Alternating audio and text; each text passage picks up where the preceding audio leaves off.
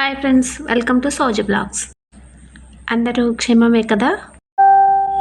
ఈ దీపావళిని బాగా ఎంజాయ్ చేశారని అనుకుంటున్నాను. మేమైతే బాగానే దీపావళి జరుపుకున్నాము. ఈ వీడియోలో మీకు పిజ్జా ఎలా చేసుకోవాలో ఇంట్లో చూపిస్తున్నాను. నేనైతే మైదా పిండిని మా ఇంట్లో పూర్తిగా అవాయిడ్ చేశాను. అందుకే ఇక్కడ నేను గోధుమ పిండి వాడుతున్నాను. 1 గ్లాస్ గోధుమ పిండికి 1 స్పూన్ పంచదార, పిండికి సరిపడేలా సాల్ట్, 1 పించ్ సోడా ఉప్పు,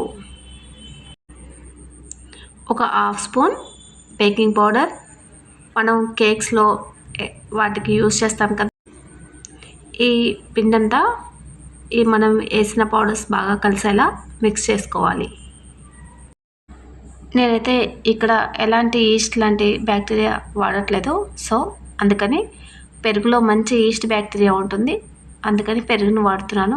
2 స్పూన్లు పెరుగు వేసుకున్న పెరుగును కూడా పిండికి బాగా కలిసేలాగా బాగా కలుపుకుందాం. చివరిగా కావాల్సినంత వాటర్ని కొంచెం కొంచెంగా యాడ్ చేసుకుంటూ మనం పూరీలకి ఏ విధంగా అయితే కలుపుకుంటామో అలా కలిపేసుకుందాం.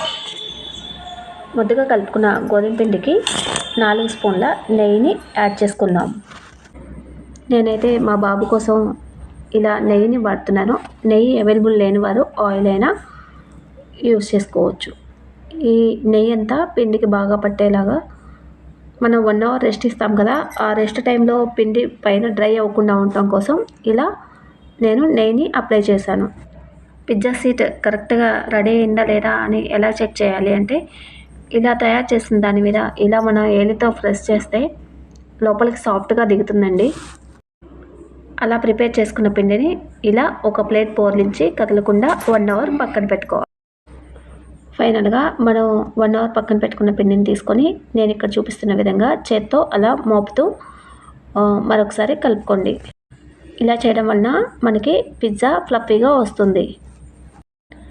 ఫైనల్గా ఒక ప్లేట్ తీసుకొని ఆ ప్లేట్ పైన నేనైతే గీ అప్లై చేశాను. మీరు ఆయిల్ అయినా అప్లై చేసుకోవచ్చు. ఇలా అప్లై చేసుకున్న ప్లేట్ మీద మనం ప్రిపేర్ చేసుకున్న చపాతీ ముద్దని ఇలా వెడల్పు వచ్చేలాగా చేత్తో నొక్కుకున్నాను. నేనైతే ఈ పిజ్జా ప్రిపేర్ చేయడం మా ఫ్రెండ్ దగ్గర చూశాను. ఇంటికి రాగానే ఇలా ట్రై చేశాను. నాకైతే చాలా బాగా వచ్చింది. నేను ఫస్ట్ టైం చేయడం వల్ల ఈ పిజ్జా షీట్ కొంచెం మందమైంది. మీరు పావు ఇంచ్ కన్నా ఎగ్జాక్ట్గా తక్కువ తీసుకోండి. నేను పావు ఇంచ్ తీసుకున్నాను. అంచులకు మాత్రం 1/2 ఇంచ్ మందం ఉండేలా ప్రిపేర్ చేసుకోండి.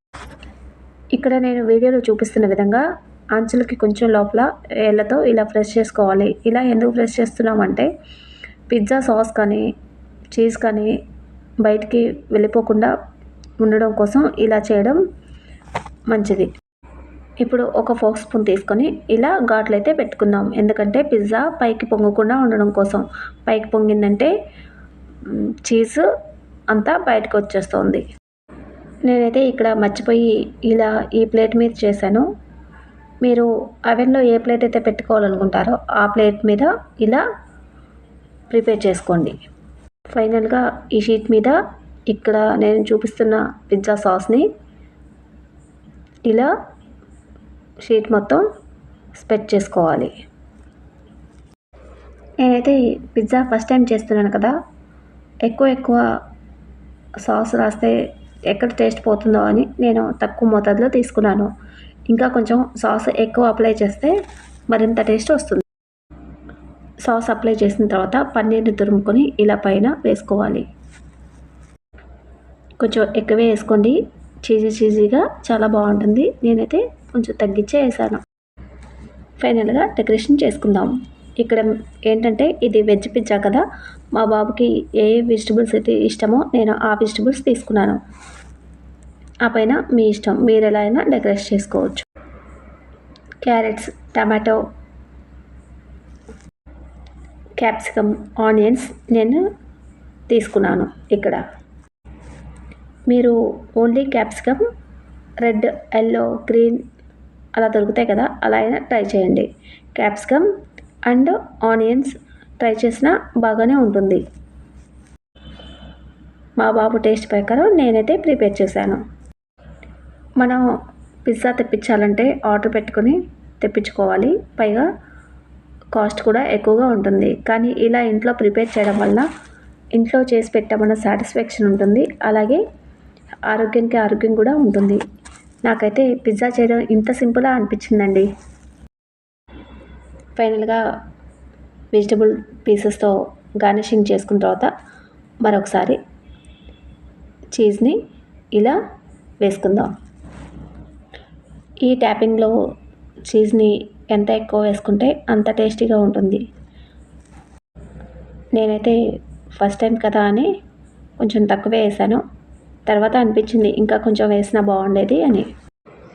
అమ్మయ్య, పిజ్జా ప్రిపరేషన్ అయితే అయిపోయింది. ఇంకా బేకింగ్ చేసుకోవడం ఒకటే ఉంది. నేనైతే మా ఇంట్లో ఏ ఓవెన్ లేదండి. నేను ఎలా బేకింగ్ చేస్తున్నానో మీరు కూడా చూడండి. ఫైనల్గా ఇలా ఎడ్జెస్ అమ్మటి కొంచెం నేను గీ అప్లై చేస్తున్నాను. మీరు ఆయిల్ అయినా అప్లై చేసుకోవచ్చు. ఇలా ఎడ్జెస్కి ఆయిల్ కానీ గీ కానీ అప్లై చేయడం వలన టేస్ట్ బాగుంటుంది. ఇక్కడ నేను చిల్లీ ఫ్లేక్స్ని ఇంట్లోనే ప్రిపరేషన్ చేశాను. ఏం లేదండి, 4 ఎండుమిర్చి తీసుకొని మిక్సీ పట్టాను. 5 ఫ్లాక్స్లా మిక్సీ పట్టుకుంటే అయిపోతుంది. అవి తీసుకొచ్చి ఇలా పిజ్జా పైన లైట్గా స్ప్రింకిల్ చేశాను. ఇప్పుడు అవెన్ ప్రిపరేషన్ చూద్దాము. మా అమ్మ ఎప్పుడో చేపలు కర్రీ చేసుకోవడానికని చేపల సెట్ కొని ఇచ్చింది. దానిని ఇలా యూజ్ చేశాను. అడుగున కొంచెం ఇసుక పోసి లైట్గా పరిచాను. దానిపైన ఇలా పాత ప్లేట్ ఒకటి ఉంటే ఆ ప్లేట్ని బోర్లిచ్చాను. దానిపైన మనం ప్రిపేర్ చేసుకున్న పిజ్జాని ఒక ప్లేట్ మీద పెట్టి ఇలా పెట్టాను. దానిపైన ఒక ప్లేటు ఇలా సెట్ చేశాను, అంతే.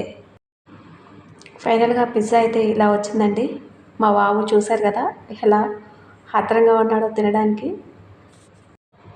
వేడి పిజ్జా.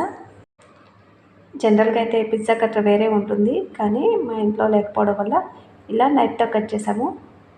మా బాబు టేస్ట్ చూసి చెప్తున్నాడు, చూడండి. వాడికైతే చాలా బాగా నచ్చింది.